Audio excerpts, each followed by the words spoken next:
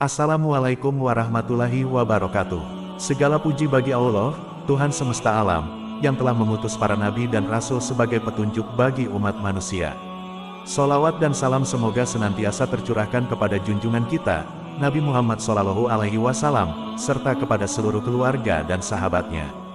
Hadirin yang berbahagia, pada kesempatan yang mulia ini, marilah kita bersama-sama menyimak sebuah kisah penuh hikmah dan keajaiban yang diabadikan dalam kitab suci Al-Quran.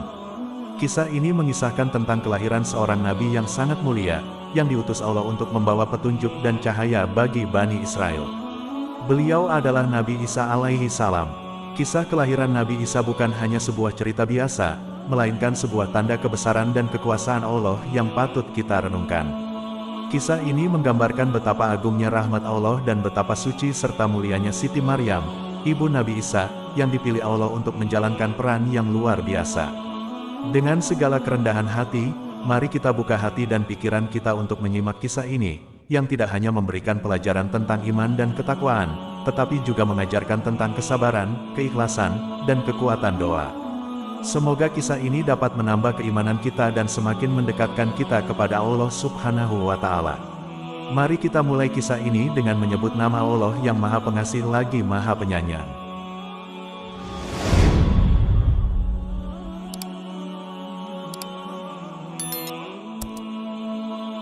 Kelahiran Nabi Isa. Siti Maryam, ibu Nabi Isa, adalah seorang wanita saleh yang terkenal dengan kesucian dan ketaatannya kepada Allah.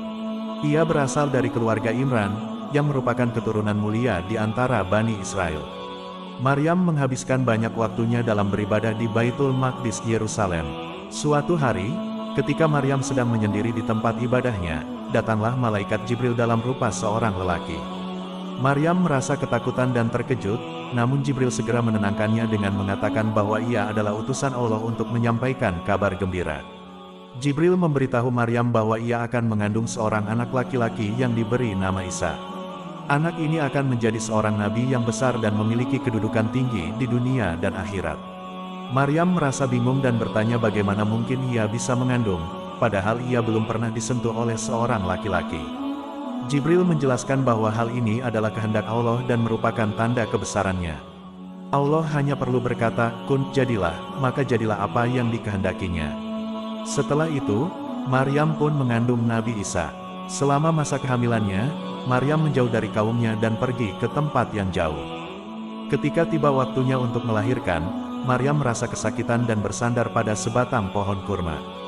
Dalam kondisi yang lemah dan kesakitan, ia berdoa kepada Allah agar diberi kekuatan.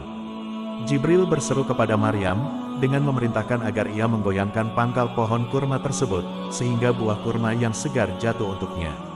Allah juga menyediakan aliran air di dekatnya untuk diminum dan membersihkan diri. Dengan kekuatan dari Allah, Maryam melahirkan seorang anak laki-laki yang kemudian dinamai Isa. Setelah melahirkan, Maryam kembali ke kaumnya dengan membawa bayi Isa. Kaumnya terkejut dan mulai menuduhnya berbuat hal yang tidak senonoh.